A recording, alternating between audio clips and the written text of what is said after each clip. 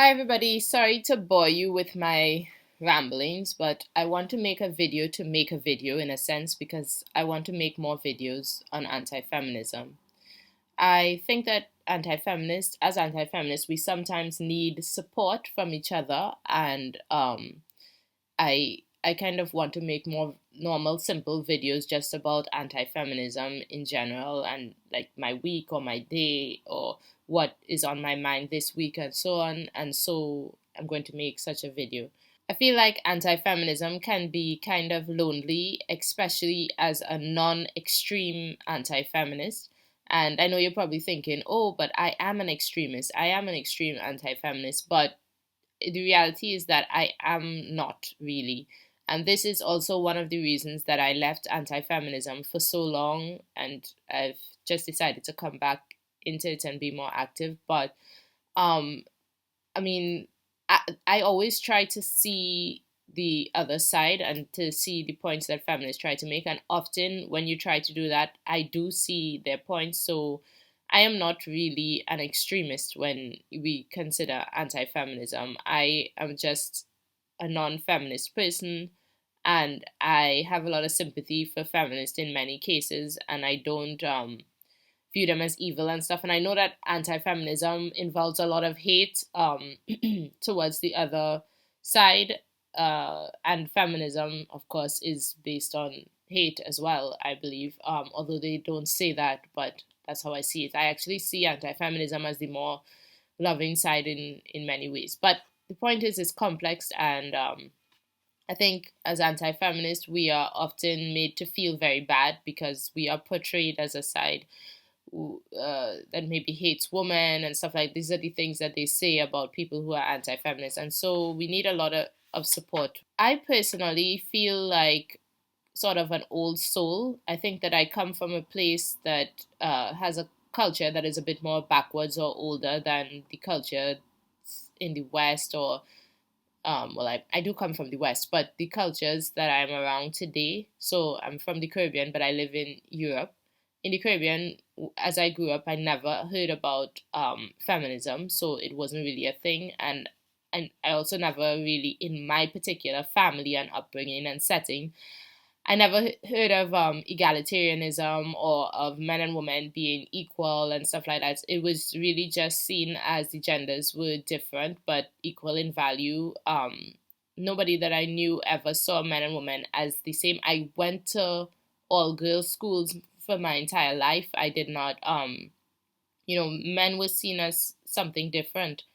We still had largely a separation of the sexes, and we viewed them as different. I also was someone who grew up, I always loved Jane Austen books and older, like movies that were set in really old, even medieval times and so on. My favorite movie is still Ever After. So I was always attracted to a time from before or something like this. Someone in the group in Women Against Feminism described feminism as a growing pain, and that is something that really stuck with me. I do believe feminism is, in a sense, a growing pain in that we transitioned from a society where men and women were not seen as equal, um, like how I grew up, to what we have today. And with that transition, yeah, there is going to be some pain. There are going to be some extremists. There are going to be, stuff like that. And I think my problem initially, at least, and in a big part with feminism, is that while I understand we needed to make that transition, I don't feel like we needed to demonize the past in order to make that transition. I feel like it should have been a more honest conversation, and we should have been able to admit that historically the reason women and men were seen as different is because there were natural constraints that forced this. This was the reality. The reality was that women had different outcomes than men when sex occurred and so on. We didn't have formula. We didn't have the ability to not have children whenever we wanted to, and so on and so on. And these realities made it such that the future of a woman looked completely different than the future of a man, and so society treated men and women differently as a result of those realities, not as a result of hatred or anything else. So now we're moving into egalitarianism, into a more egalitarian world, and that makes sense. I understand it, and I understand egalitarians, and um I don't think they're bad people or anything is wrong with them. And essentially, feminists are simply egalitarians. However, because I didn't grow up around that concept and so on, it was sort of a shock to me. And I suppose I'm very different than most people, but I don't know. So I can give a bit of my history in how all of that happened, in that I had never heard about feminism until I moved to Europe. It was I There was a slut walk going on outside of my house, where I lived I lived at the time in the Netherlands, in Leiden, which is a university town. So there were a lot of young people, and they had a slut walk. And I lived on the main street, so there was a slut walk right on my street. I was walking home from the supermarket one day. This was one of the first times, actually, it was the first time I had ever been in Europe, because what happened is that I met my husband online. We had a long distance relationship, but this is a long time ago. And one of the things that we bonded over was the fact that I was not religious. How I grew up, yes, I grew up around religion, but uh, my family, my brother and I in particular, we were never religious. You could say we were atheists from the beginning. It's a very long story how all of that happened, but maybe I want to make videos to ramble, so maybe I should give the story. Okay, so my parents would have been, of course, would have grown up around religious society, but my mother, okay, the country that she grew up in is a mixed country. We have about 40% East Indians, 40% Black people, and the rest would be other, right? Um, she They are Black people. So Black people generally grew up around the church, and in particular in her town or whatever, it would have been the Anglican church, right? Now, what happened to her is that when she was quite young, growing up within the Anglican church, the priest or the pastor or whatever tried to interfere with her sexually. I don't even know the entire story, but what I know is what I've been told, so I know what I know. So he tried to interfere with her, however that goes, right? These are sensitive things, people don't really talk about it, but anyway, this made her leave the church, because she grew up in a very small village, and there was just that church, and there was one other religious entity, which was a mosque, which would have been more visited by East Indian people. The town that she was in was quite mixed, right? This is where she grew up. So she had the choice between the mosque and the church. This was it, and she did not want to go to um the church because of her experience with this person who was the head of the church, right? And she still believed in God, but she didn't want to go to church. So she went to the mosque, she joined the mosque, and she became a member of the mosque. So religion is also kind of cultural. It's not all just about what you believe or whatever. It's also about a community. So she found a community within Islam, within the mosque. So she ended up from that point on being pretty much Muslim. She is Muslim today. So for her, it's not really about the nitty gritty of what the Bible or this or that. It's just she has a community. She believes in God. She has a place where she could pray and find, and so on and so on. My father didn't have this experience. Was a normal Christian and so on, right? So with us having two people, parents of different religions, what happened is that when we were forced to go to church as children, the particular church that we went to, they were quite upset with my mother because she refused to come to church, because she had a community already of people. She worshipped at a mosque. She's Muslim. She just didn't want to go to church, of course. So they were upset about that, and they would say really bad things about her. And from a very young age, they would tell us stuff like, she would she was going to hell, and just bad stuff, right? So as children, of course, we know our mother, we love our mother, we don't believe this stuff. So this sort of created an introduction for us to question religion. And also, I don't know just how we grew up. And also, to give her credit, is not she's not crazy religious or anything. She just believes in God. When you question her on all the parts, she doesn't see all that as important or really believe every little thing or something. So this opened the door. And also, my father is also not particularly very religious either. He also just sees it as something cultural. He goes to church. He died recently, but he went to church and so on, right? So the point is, we ended up being not religious, but we were surrounded by religion. Our schools were religious, the church was religious, and everything around us was religious. So, in order to defend our position of not being religious, we kind of had to argue religion a lot. And this was a time when, the internet was new and stuff like this. And, I did look on the internet a bit about religion and stuff. And somehow I ended up meeting my husband on a forum through such discussions, and we bonded over not being religious and stuff like this. So the first time I encountered anti-feminism was in the Netherlands with this slut walk. They were screaming on the streets and I was coming home from the supermarket, and I remember seeing all these women, and they had their, and I was so curious. I was like, what's going on? What's going on? What is, what happened, And someone said feminism to me, and I was like, feminism? What's feminism? Like, what is this? And she's like, women's rights, and I was like, women's rights? What do you mean? Um, I was like around maybe 20, 21, 20 or 20. No, I wasn't 21 because I was around 20, 19, 20 at this time, 19 years old to 20 years old. And said women's rights. And I said, women's rights, what do you mean? What do you mean? And she's like, women, we don't have rights, feminism. And I was like, okay. So I went home and asked my husband, do you know about this feminism thing? What they were protesting about today, women's rights? And he was like, yeah, feminism. And I was like, well, what is it? So I went on the internet and I started looking up feminism. At the time, the big website, I think, was Jezebel or something like this.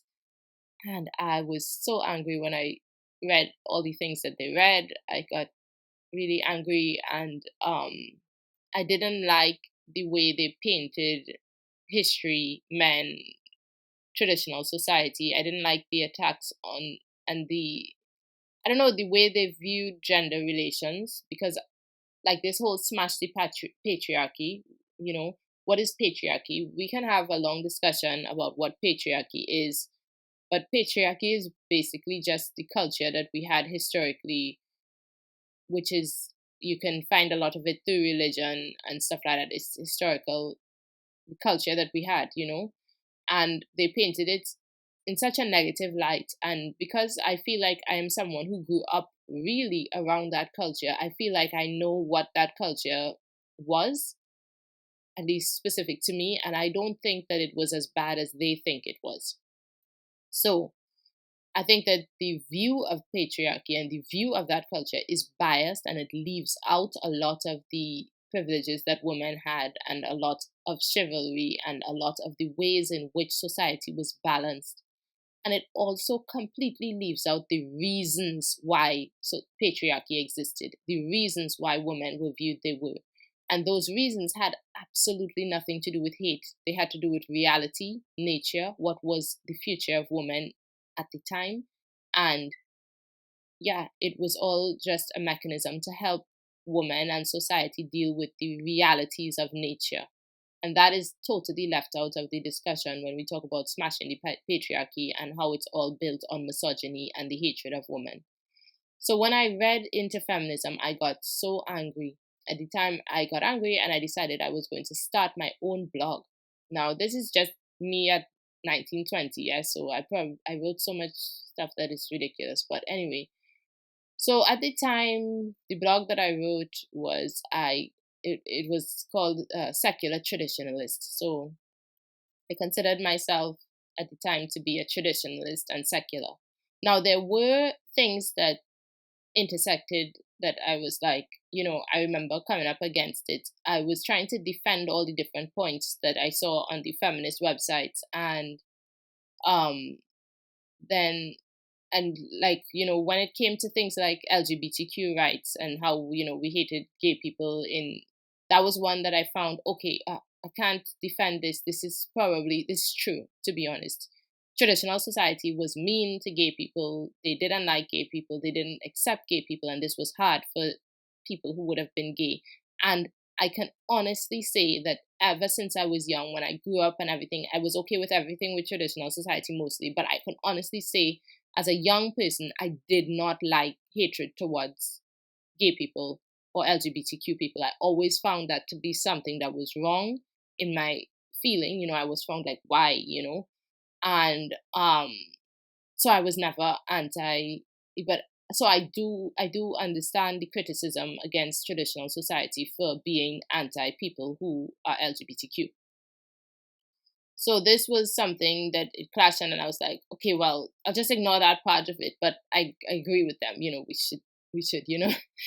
Um, and so I tried to create the groundwork for why society was traditional and what was, and actually at the time, of course, I hadn't explored egalitarianism. I didn't know. I was closed minded myself. So I sort of stood up for traditional society and said, this is the way it was. This is the way it makes sense. This is the way it should be. So I was a true and true traditionalist in that sense. So I started to argue with them, and then eventually I encountered men's rights, and through Paul Elam's website, A Voice for Men.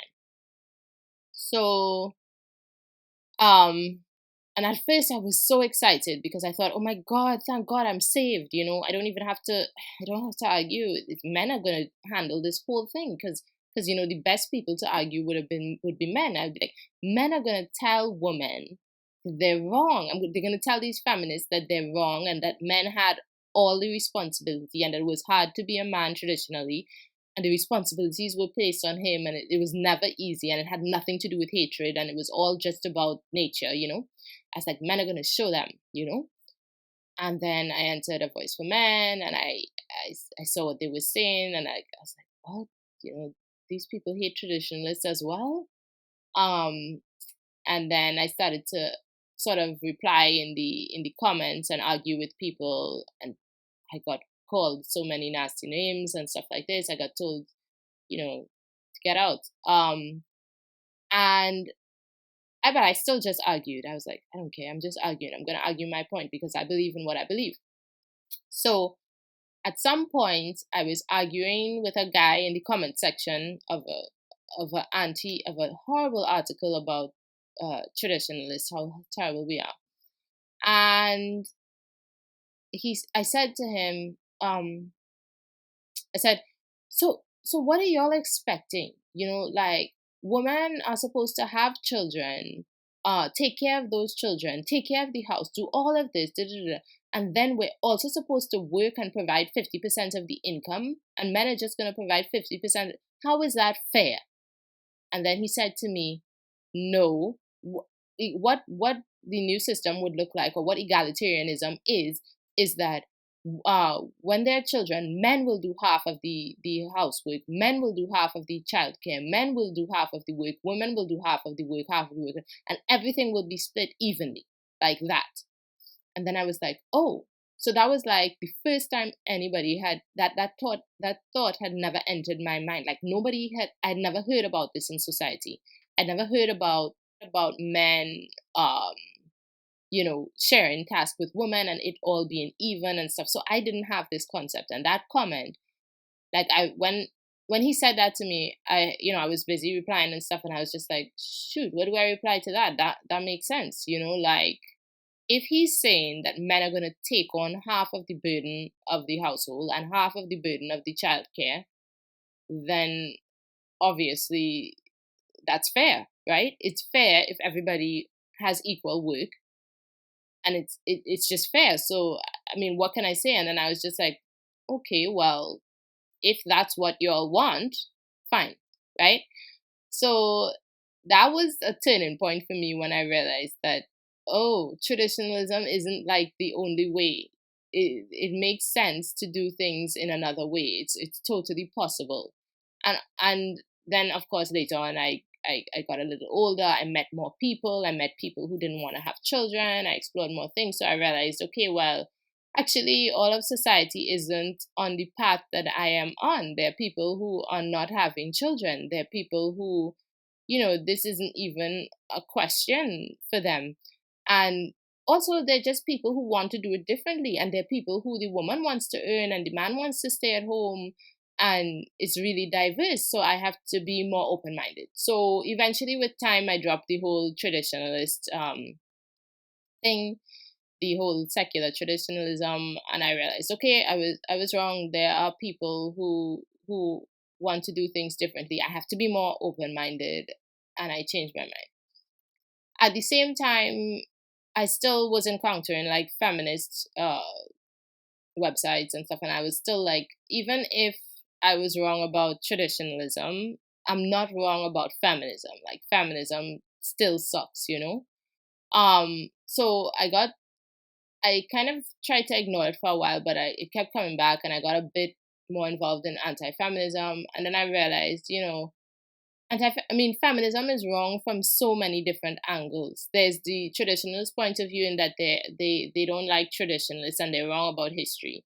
Then there's the fact that they hate men and they're just sexist and mean to men, which could never be good for gender relations. And of course, even if some people don't want to be alone for the rest of their life, the majority of people don't. And basically, they're just messing up society and families and stuff like that with their whole rhetoric.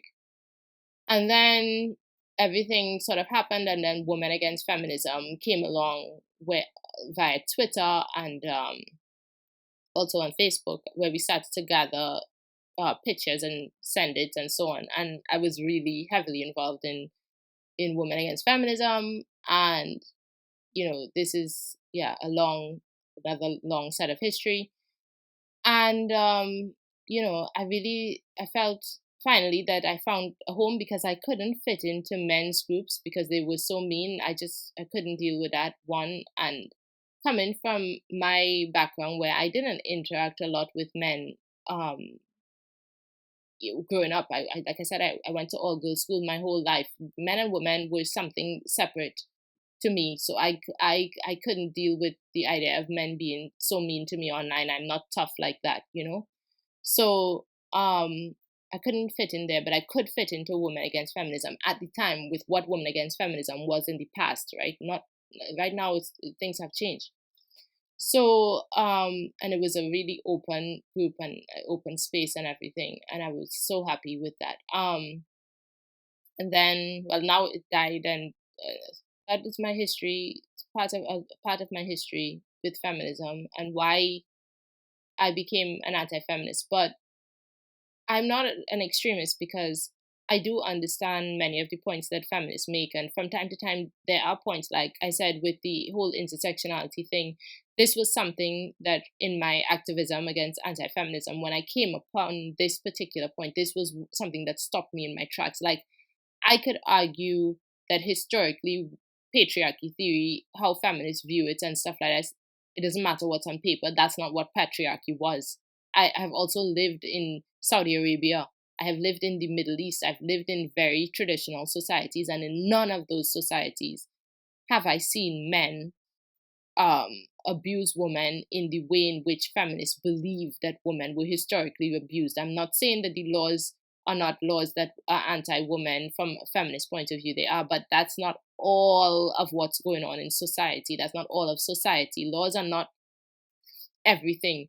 There are also cultural norms and stuff like that. And you have to look at all of the laws, not just like the laws that you see. Like they would look at the laws like you can't vote or you can't drive or you can't whatever, and say these laws are so oppressive because women have no. But they're not going to look at the laws that make men end up serving jail time for their wife committing serious crimes. Like if their wife kills somebody, if their wife commits crimes, there are laws that make the men serve the jail time. They're not going to look at laws where if a woman has a infant or whatever, she can't be prosecuted even for crazy stuff. they're not going to look at those laws which like basically let women off the hook for doing stuff crazily and literally make men pay the jail time for it. But they are going to look at laws that say uh she can't drive, she can't vote, she can't, it's complicated. Also, it's not about laws, it's also like a society is more than just what's written down on paper. There's like chivalry, norms, and stuff like this, and this all makes up a part of your everyday life. Now, yeah, so I don't know. I don't think I should go on. I think I should end this video here. And I'm sorry for rambling. Although I shouldn't apologize because I actually want to ramble. But I'm sorry. I can't say I'm sorry because if you listened till this long, you probably wanted to be here, right? Um, okay. If you get anything from my videos or this channel in general and want me to continue, please like, subscribe, comment, and show your support. And again, thank you for everyone out there who listens, and thanks for your support.